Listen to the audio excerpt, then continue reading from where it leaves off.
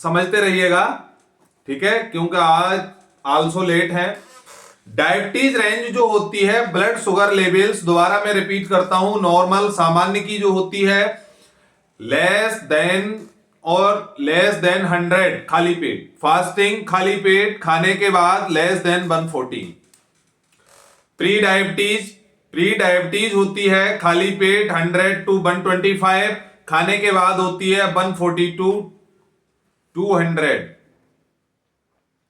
Diabetes खाली पेट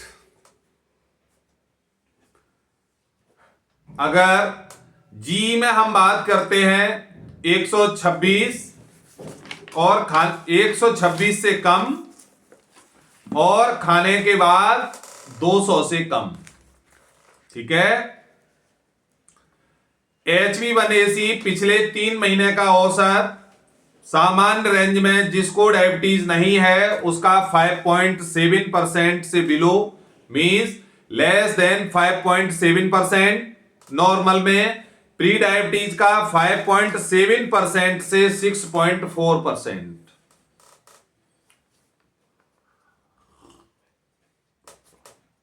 जिन लोगों को डायबिटीज है उन लोगों के लिए 6.5% या उससे अधिक रहता है, ठीक है। ब्लड, अब बात करते हैं रक्त शर्करा शुगर के प्रकार। फास्टिंग खाली पेट चेक होगी। जब हम फास्टिंग की बात करेंगे तो शुगर पानी पीने से पहले चेक होगी, सुबह खाली पेट, सुबह खाना खाने से पहले। इसके बाद दूसरी, दोबारा पोस्ट प्रेंडियल पीपी, भोजनोपरांत, ठीक है, पीपी खाना खाने के 1.5 से पौने 2 घंटे के बाद। रैंडम आरबीसी दिन में किसी भी समय, आरबीएस, रैंडम आरबीएस दिन में किसी भी समय। सामान्य तौर पर स्वस्थ वयस्कों के लिए खाली पेट फास्टिंग शुगर 70 से 99 और खाने के बाद 140 से कम होनी चाहिए। उम्र के साथ, विशेषकर 40 से 45 वर्ष के बाद टाइप 2 मधुमेह का खतरा बढ़ जाता है। 60 वर्ष से अधिक उम्र में थोड़े ऊंचे स्तर जैसे 82 से लेकर 130 तक फास्टिंग सुरक्षित माने जाते हैं। ओके, मतलब हम ये कह सकते हैं कि अगर एज 60 प्लस है और उनकी डायबिटीज 8200-130 के बीच में फास्टिंग है, तो हम ये बोल सकते हैं कि वो पर्सन डायबिटिक नहीं है। समझिए, 40 से 45 के बाद में टाइप 2 मधुमेह का खतरा ज्यादा बढ़ता है, जैसा हमने आपको अभी बताया, ठीक है। और सामान्य तौर पर स्वस्थ वयस्क को लिए खाली पेट शुगर 70 से 99 और खाने के बाद 140 से कम होनी चाहिए। अब हम बात करते हैं उम्र के अनुसार सामान्य शुगर लेवल मिग्रा /DL में कितना रहना चाहिए, सामान्य शुगर लेवल, ठीक है। बच्चे जिनकी उम्र पहले भी मैंने बताया था, जिनकी उम्र 6 से 12 साल है, खाली पेट उनकी शुगर 70 से 100, खाने के बाद 140 से कम।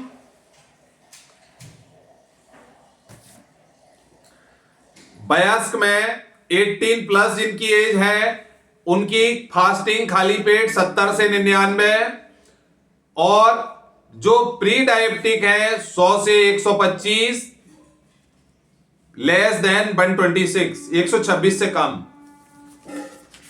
खाने के बाद 1.5 से पौने 2 घंटे के बाद 140 से कम सामान्य, 140 से 199 प्री डायबिटिक और लेस देन 200 डायबिटीज होनी चाहिए। 60 वर्ष से अधिक उम्र में फास्टिंग 82 से 130 और खाना खाने के बाद 140 से 210 के बीच सामान्य होती है, ठीक है। यहां हम दूसरी बात और करते हैं।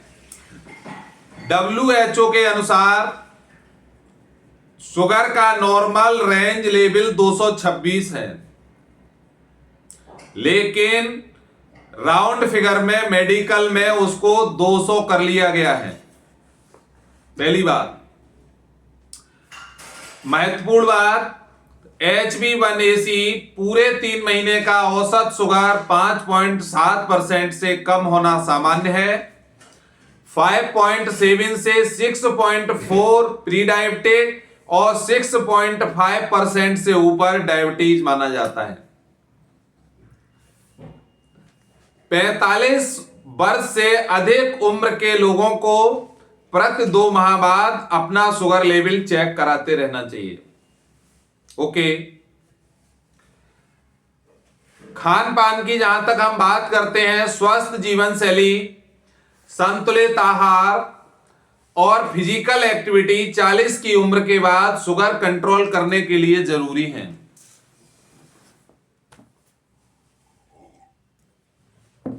ओके। डायबिटीज से बचने के लिए स्वस्थ जीवन शैली अपनाना सबसे जरूरी है। उसमें करना क्या है? पहली चीज हम आपको बताते हैं 30 दिन ब्लड शुगर कंट्रोल प्लान। समझिएगा, जो लोग इस क्लास में आज हैं उनको बहुत कुछ मिलने वाला है, जो नहीं है उनका बहुत कुछ खोज सकता है। 30 दिन ब्लड शुगर कंट्रोल का डाइट प्लान। पहले हफ्ता वीक फर्स्ट, जिनको शुगर है उनकी बात कर रहा हूं, जितना याद बना रहे हैं उतना अप्लाई कर लीजिएगा। नोट कर सकते हो तो बहुत बेहतर है, अदरवाइज वीडियो आपको चैनल पर मिल जाएगा। फर्स्ट वीक में क्या करना है? चीनी और मीठा बंद, सुबह गुनगुना पानी, जंक फूड कम करना है, 20 से 30 मिनट की वॉक करनी है और समय पर खाना खाना है। जो भी टाइम निश्चित किया है उस पर खाना खाना है। यह है फर्स्ट वीक का। दोबारा रिपीट करता हूं अगर नहीं समझ पाए हो।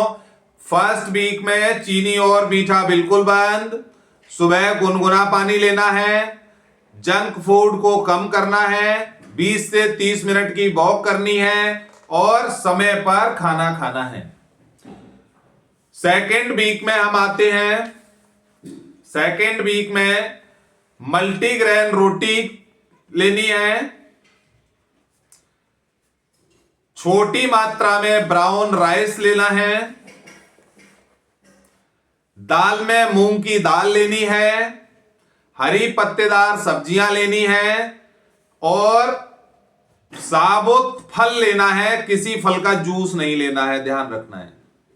किसी डायबिटीज वाले को किसी फल का जूस नहीं लेना है। सेकंड वीक में साबुत फल लेना है। दोबारा रिपीट किया, मल्टीग्रेन रोटी लेनी है, ब्राउन राइस छोटी मात्रा में लेना है, मूंग दाल लेनी है, हरी पत्तेदार सब्जियां लेनी है, कोई फल का जूस नहीं लेना है, साबुत फल लेना है। वीक थर्ड, ठीक है। देखिए हम इसको वीक का नाम भी दिए देते हैं। पहला वीक को नाम दिया हमने शुगर रीसेट, डाल सकते हैं। पहला वीक शुगर रीसेट, दूसरा week low GI focus, number 3 तीसरे वीक की जब हम बात करते हैं तो active routine. 3 number active routine में क्या है? रोजाना 30 से 40 मिनट एक्सरसाइज। जहां पहले वीक में 20 से 30 मिनट की वॉक थी, अब थर्ड वीक पे जब हम पहुंचेंगे तो 30 से 40 मिनट की एक्सरसाइज ऐड की। वहां हाई फाइबर सलाद को ऐड किया, दही या छाछ को ऐड किया। तीसरे वीक में जाके प्रोसेस्ड फूड बिल्कुल बंद कर दिया और छोटे छोटे मील कर लिए। एक बार में खाना बंद करके छोटे छोटे मील कर लिए। ये थर्ड वीक एक्टिव रूटीन। दोबारा रिपीट करते हैं, रोज 30 से 40 मिनट की एक्सरसाइज की, हाई फाइबर सलाद ली, दही या छाछ ली, प्रोसेस्ड फूड को बंद किया, छोटे छोटे मील लिए। वीक नंबर 4, चौथा सप्ताह। चौथे वीक में हमको क्या करना है? Portion control. अगला, नमक और तेल कम, चौथे वीक में अप्लाई किया जाके हमने। रोज शुगर लेवल ट्रैक किया, चौथे वीक में जाके हमने रोज डेली शुगर लेवल को ट्रैक किया। स्ट्रेस को मैनेजमेंट किया, स्ट्रेस को मैनेज किया और 7 से 8 घंटे की नींद को अप्लाई किया। ये 30 दिन ब्लड शुगर कंट्रोल प्लान है, 30 दिन का। फोर्थ नंबर जिसको हमने कहा था नंबर 4 सप्ताह वीक, उसको बोलते हैं लॉन्ग टर्म कंट्रोल। जो फोर्थ नंबर वीक है वो अप्लाई आगे कर दिया जाएगा। ओके, दूसरी चीज, इसमें कुछ चीजों को हमको समझना है। ओवर ईटिंग से बचना है, देर रात खाना नहीं खाना है और रेगुलर अपने कोच की संपर्क में रहना है। जो भी कोच हैं उनके संपर्क में रेगुलर रहना है, ठीक है? ओके, दूसरा,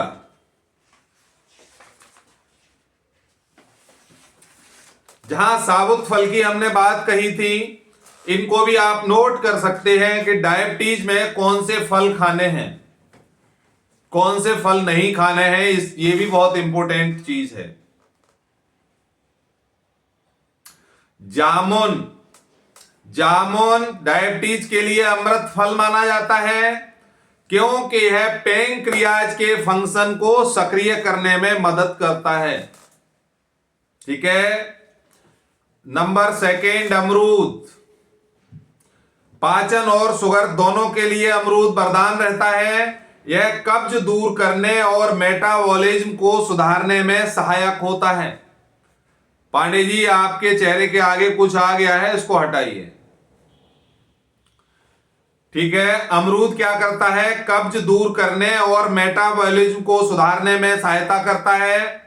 तीसरा, बेरीज, स्ट्रॉबेरी और ब्लूबेरी एंटीऑक्सीडेंट का भंडार, एंटीऑक्सीडेंट का भंडार होता है इसके अंदर। ये ब्लड शुगर रेगुलेट करने के साथ इम्यूनिटी को बढ़ाते हैं। ब्लड शुगर रेगुलेट करने के साथ क्या बढ़ाते हैं? इम्यूनिटी को बढ़ाते हैं। इन तीनों में आप कैलोरी नोट कर सकते हैं।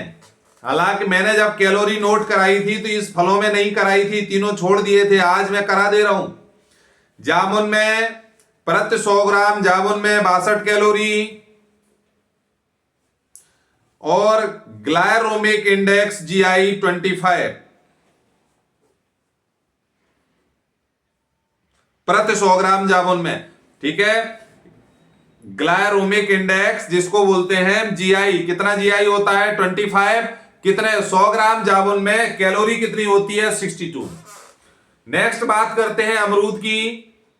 प्रति 100 ग्राम अमरूद में कैलोरी 68 और GI ग्लायरोमिक इंडेक्स 12 से 24। तीसरी बात करते हैं चेरी की। चेरी में क्या रहता है?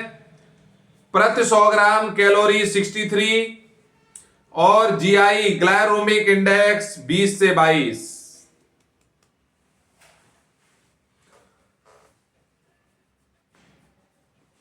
स्ट्रॉबेरी और अमरूद में मौजूद पोटेशियम हाई बीपी को मेंटेन करने में भी मदद करता है।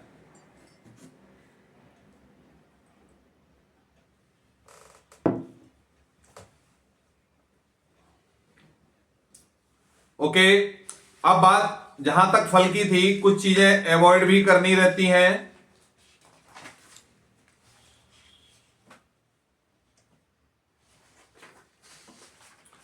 एक मिनट, शुगर लेवल टाइप 2 में मैं आपको और भी कुछ बता रहा हूं।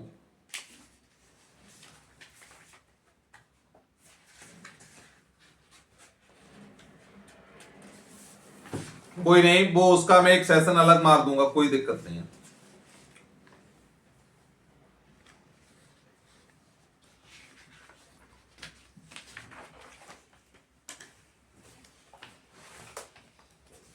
आगे अगला,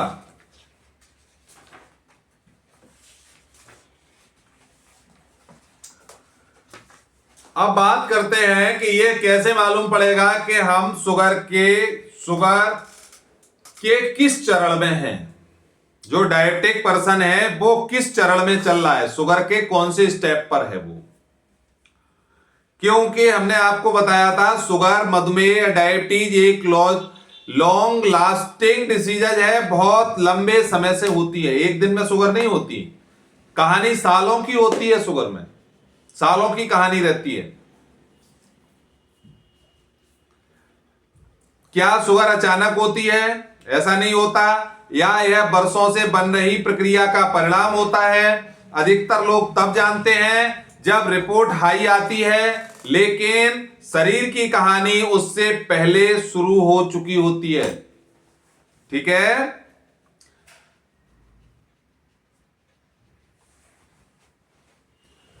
आयुर्वेदिक में हम इसको क्या बोलते हैं? कफ और मेद जब शरीर में बढ़ जाते हैं, अग्नि मंद हो जाती है। ये आयुर्वेद की डेफिनेशन है।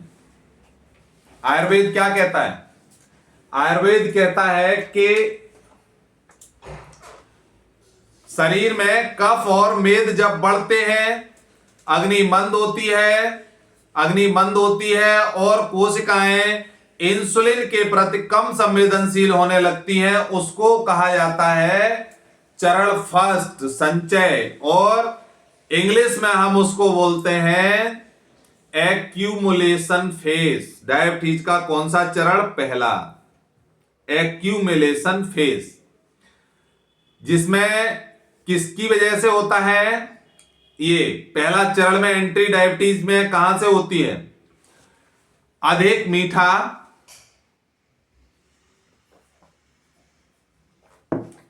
मीठा, मैदा, ठंडे पेय, शारीरिक श्रम कम करना, देर रात भोजन करना, बार बार स्नैकिंग और मानसिक तनाव लेना। ये अगर करते हैं तो पहले चरण में एंट्री होगी, पहली बात।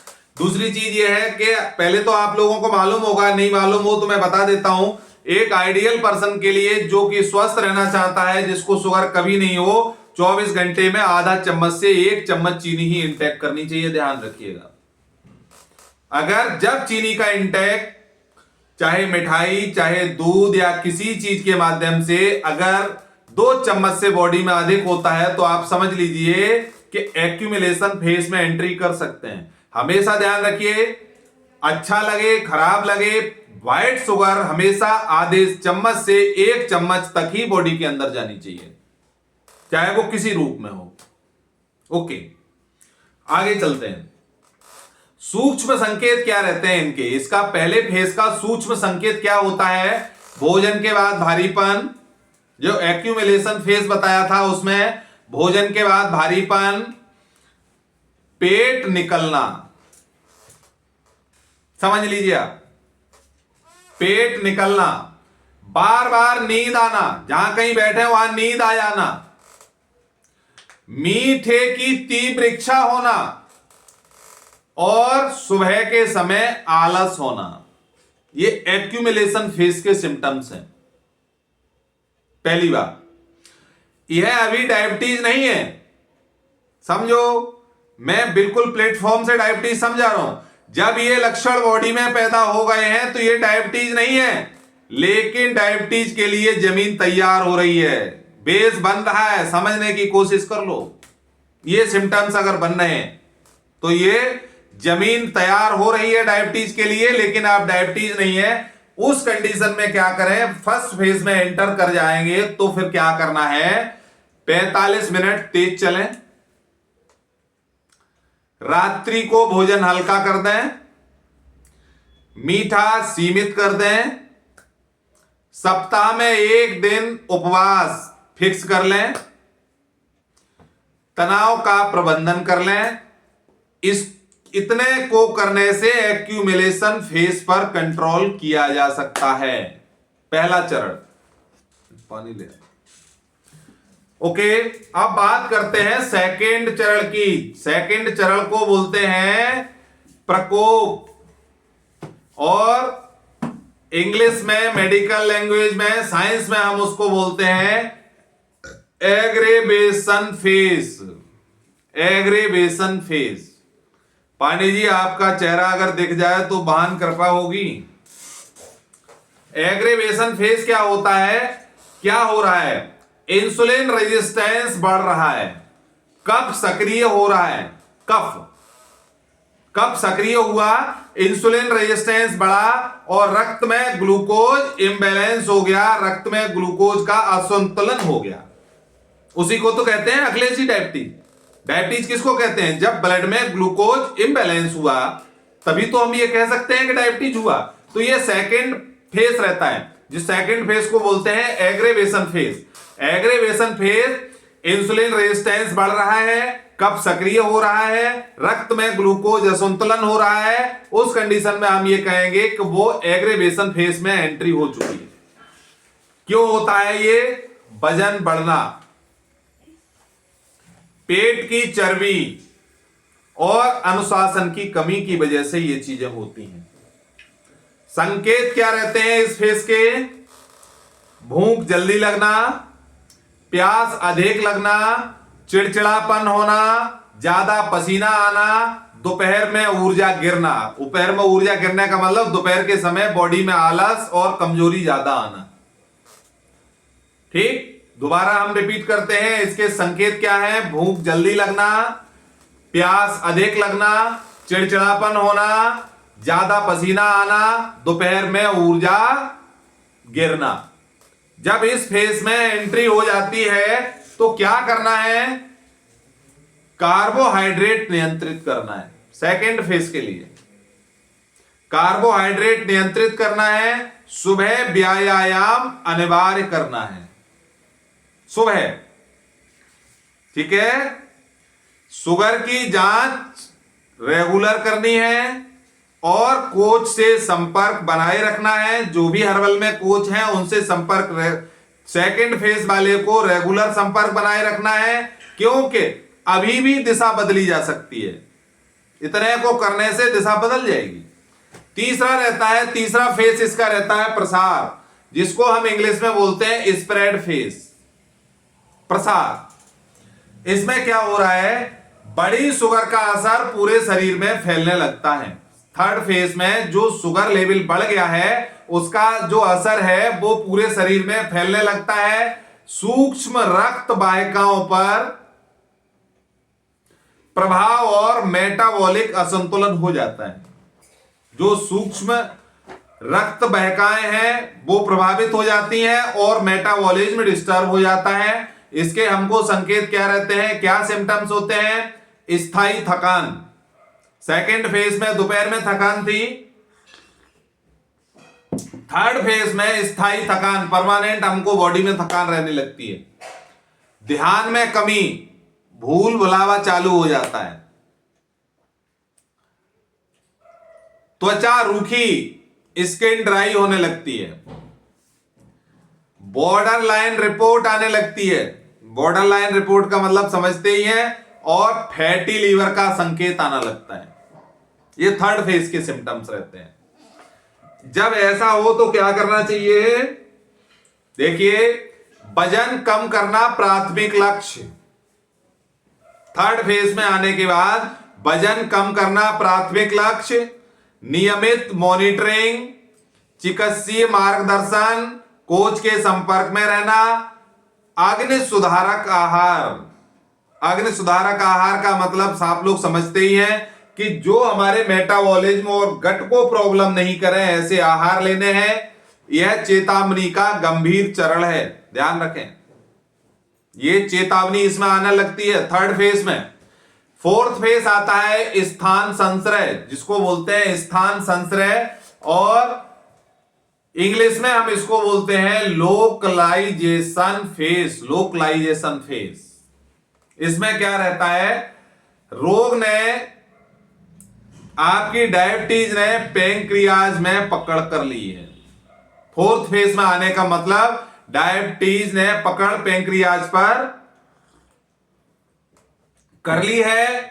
इंसुलिन का सीक्रेट होना प्रभावित होने लगता है और अंदरूनी क्षति शुरू हो जाती है फोर्थ फेज में।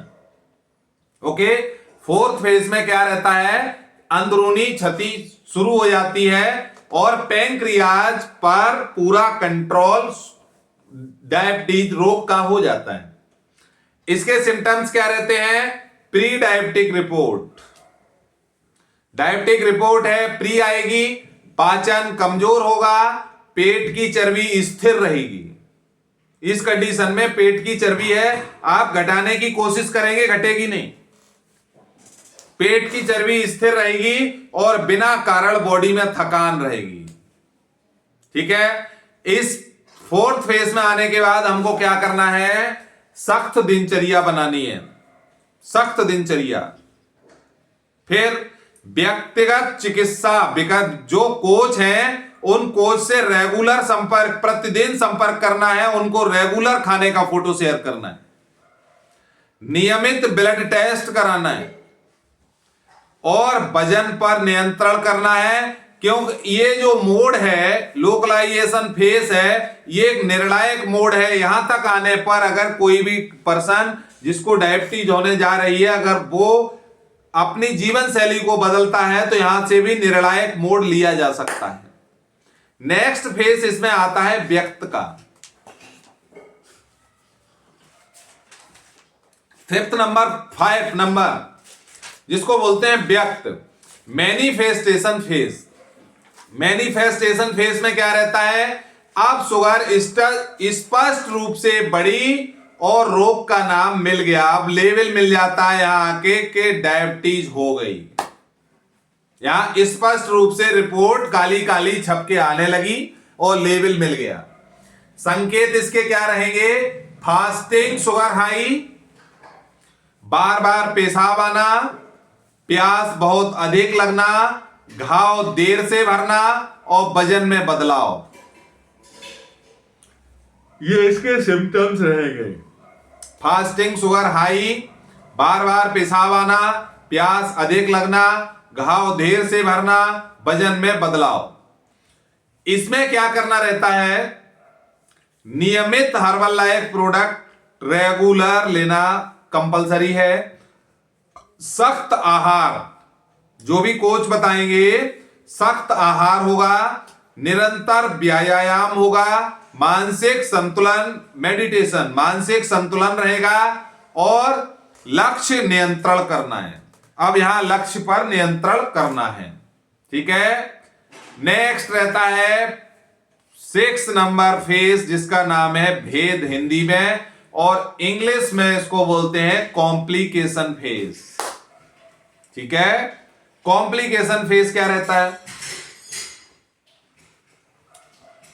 रोग के उप प्रकार और जटिलताएं जैसे न्यूरोपैथी, रेटिनोपैथी और नेफ्रोपैथी शुरू हो जाती है। ठीक है, कौन कौन सी, न्यूरोपैथी, रेटिनोपैथी और नेफ्रोपैथी। इसके सिम्टम्स क्या रहते हैं, क्या क्या इसके लक्षण हैं, झंझनाहट पैरों में, दृष्टि धुंधली होना, किडनी रिपोर्ट प्रभावित होना, ये इसके सिम्टम्स लक्षण रहते हैं। और इस कंडीशन में क्या रहता है कि जटिलता रोकना प्राथमिक लक्ष्य रहता है। ऐसी कंडीशन क्रिएट होने पर तुरंत उसको मेडिकल एनालिसिस की जरूरत है। अगर किसी डायबिटीज वाले पर्सन को ये स्टेज क्रिएट होती है तो आप उस पर ज्यादा ट्रीटमेंट और मेडिकल करने की जरूरत नहीं है, उसको तुरंत बहुत बड़े मेडिकल एनालिसिस की जरूरत है, जो तुरंत एलोपैथी में उसको एडमिट होने के बाद ही मिल सकती है, तुरंत। इस कंडीशन में अगर ये कॉम्प्लिकेशन फेस उसका चालू हो गया है तो वो हम उसको तुरंत कवर नहीं कर सकते। ओके, तो जिनका कॉम्प्लिकेशन फेस चल रहा है उन पर बहुत सोच समझ के काम करना है। ओके, आगे चलते हैं। जटिलता रोकना प्राथमिक लक्ष्य, जो भी इसके स्पेशलिस्ट हैं उनसे इनकी निगरानी और अनुशासन में कोई ढील नहीं होनी चाहिए। ठीक है, इसमें एक सहायक उपाय बताते हैं हम, देखिए क्या है, नेचुरल वे बता रहा हूं, नेचुरल वे।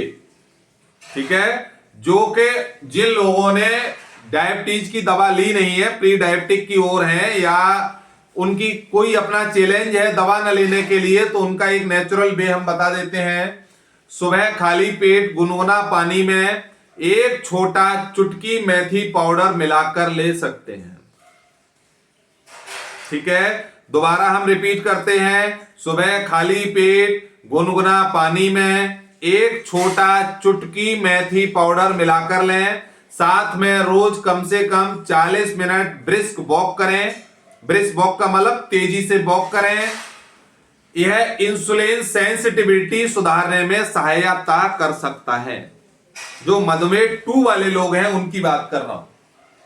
टाइप 2 का मतलब इंसुलिन तो बॉडी में बन रहा है लेकिन बॉडी इंटेक नहीं कर रही है, उसमें यह सुधार कर सकता है। और शुरुआती चरण अगर है, फेज फर्स्ट और फेज सेकंड थर्ड तक है, तो भी ये उसको कंट्रोल कर देगा। ठीक है, अगर शुगर पहले से हाई है तो मेथी पाउडर से कुछ नहीं होना, यह समझने की कोशिश करो। ऐसा नहीं है कि शुगर लेवल हाई में हम ये चीज करेंगे। ठीक है, क्योंकि एक चीज हम आपको बता देते हैं, इंसुलिन रेजिस्टेंस बरसों में विकसित होता है। ऐसा नहीं है कि 2 घंटे में हो गया, 2 दिन में हो गया। जब बॉडी इंसुलिन रेजिस्टेंस होती है तो उसमें सालों में होती है। पैंक्रियाज पर दबाव बढ़ता है और एक दिन रिपोर्ट हाई दिखने लगती है। ओके, बहुत